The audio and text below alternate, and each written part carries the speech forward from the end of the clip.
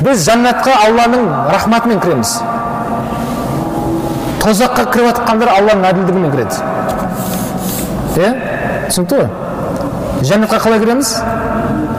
Алланың мейірімімен кіреміз, рахматымен кіреміз. Бірақ тозаққа кіргендер қалай кіреді олар? Алланың әділдігімен кіреді. Сахабалар сұрайды екен, Алла ақыретте маған әділ үкімін шығармай-ақ қойсын деген. Алла әділ үкім шығаратын болса, бәріміз тозаққа кетеміз онда. Біздің өмірдегі оқып жатқан намазымыз, зекетіміз бар ғой исламдағы қағидаттар, ол ешқайсы жетпей қалады. Алла субхана ва тағаланың берген нығметтерімен есептесетін болса ақыретте, ол сенің единствен жетпей қалады. Алланың берген нығметі өте көп. Құран кәрімде лә тоқсуха деген, сендер оны санама жете алмайсыңдар дейді. Біздің санағымыз бітіп қалады екен. Бірақ Алланың берген нығметтері әлі санақсыз кете береді ары қарай. Санап бітпейсіңдер оны деген. Соны сахабалар сөйтіп айтып жатқанда, Алла Тағала ақыретте әділ үкіміңді шығармашы бізге деп айтады екен. Міне осы мизанда Алла Тағала баршамыздың амал дәптерімізді ауыр тартуды нәсіп етсін иншалла. Одан кейін вал жаннат ва нару хаққун куллихи. Жаннат, тозақ ол ақиқат дейді. Біз оған иман келтіреміз, біз оған сенеміз. Жаннатты Алла субхана ва тағала өз мейіріммен жаратқан.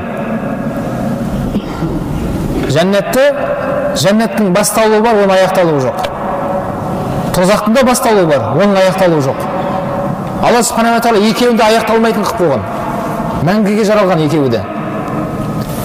Осы жаннатты Алла субхана ва тағала өзін сүйген құлдарына сый ретінде жаратты. Айтқан істеген үшін. Бірақ Алланың айтқанын істесең бізге пайда. Намаз оқысаң өзіңе пайда. Ораза ұстасаң өзіңе жақсы. Зекетіңді берсең ертең қабірде сол дүниең шақпайды сен, өзіңе пайда. Бірақ соның айтқанын, Алланың айтқанын істеген үшін Алла субхана ва тағала істейді бізге? Мәңгі жаннатты берді. Ғалымдар айтады, Алла субхана ва тағала осы өмірде ләззат дейміз ғой, ләззат, рахаттану. Рахаттануды Алла тағала осы өмірдің аз мөлшеріне беріп қойған дейді, аз мөлшеріне.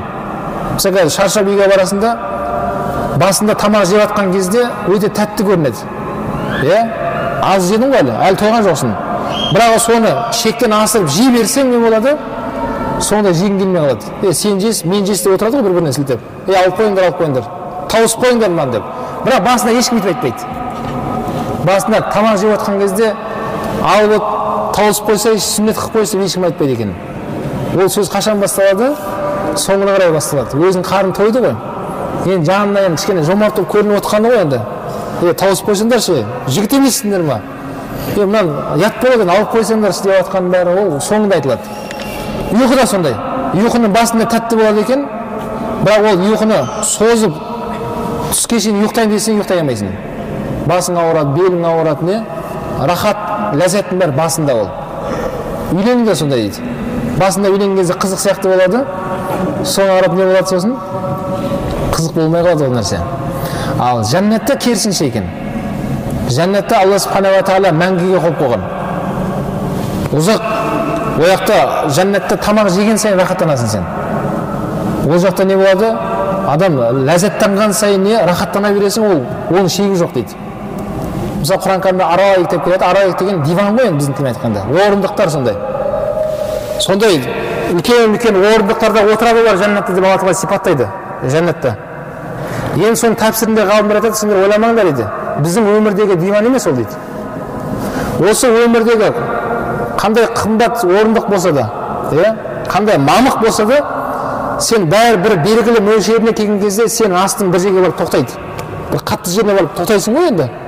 Қандай мамық диванға отырсаң да сенің астында бір қатты нәрсе тиіп тұрады. Ал жаннаттағы орындықтардың асты болмайды дейді. Сен оған отырған кезде не боласың? Сен оның ішіне кіріп кете бересің. Сондай рахаттар ол дейді. Оның асты бітпейді. Тамақты жеген сайын сондай болады.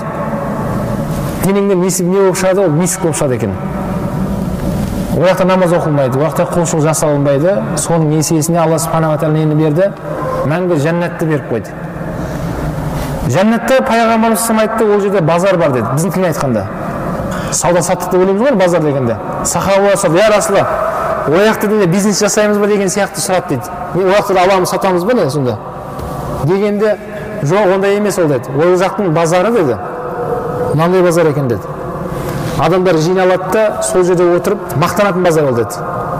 Вот сол жақта мақтанамыз құдай қаласа. Біреу айтады екен, мен жәннатқа келуіме Алла Тағала маған соны қалаған екен, осындай амалдарым қабыл болған екен дейді. Мен осы Нұр Астана мешітінде жүруші едім, осы жерде 5 уақыт осы жерде жүрдім, шамам келгенше осы мешітте жанашыр болып жүрдім. Сол себепті Алла Субхана ва Тағала осы амалымды жақсы көріпті деп мақтанады екен де ол.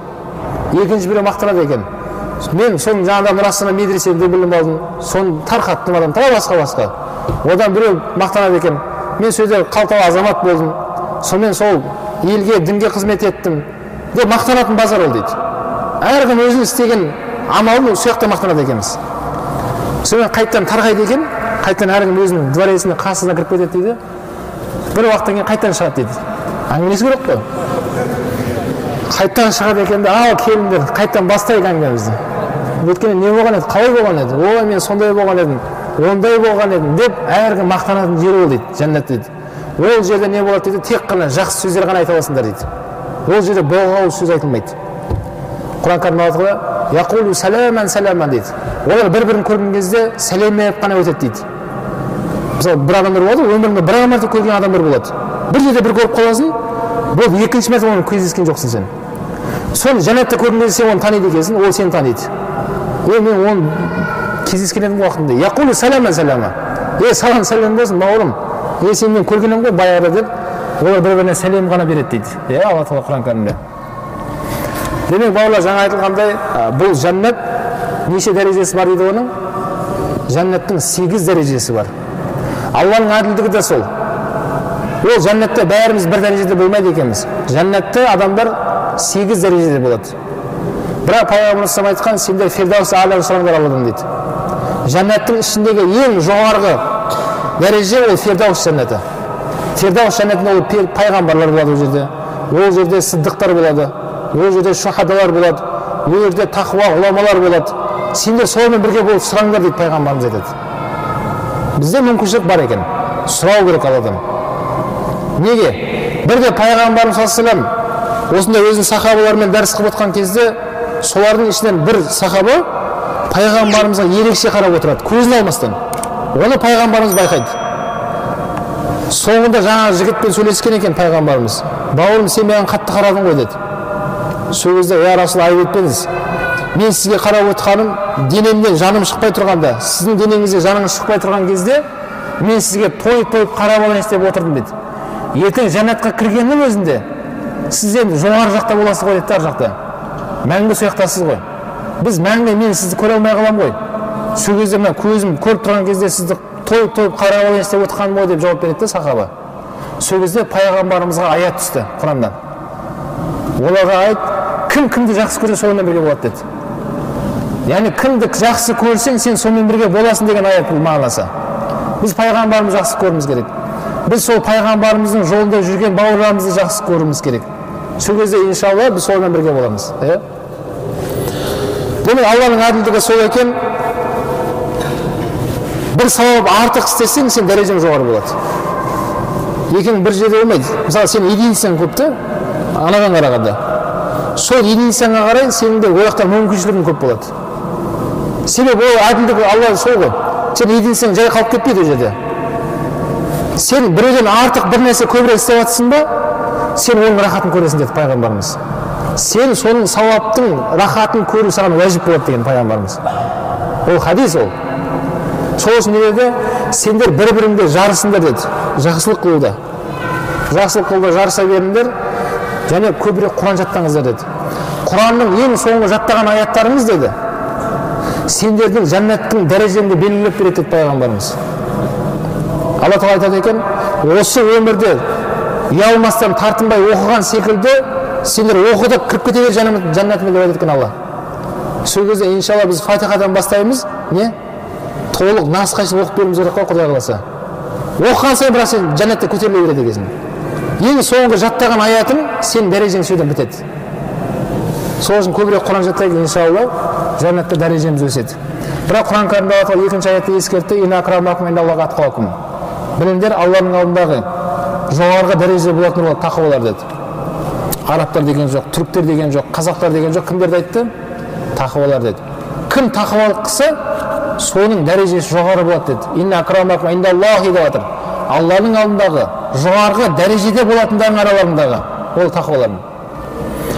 Демек осы жәннатқа Алла тағала баршамыз нәсіп етсін иншалла.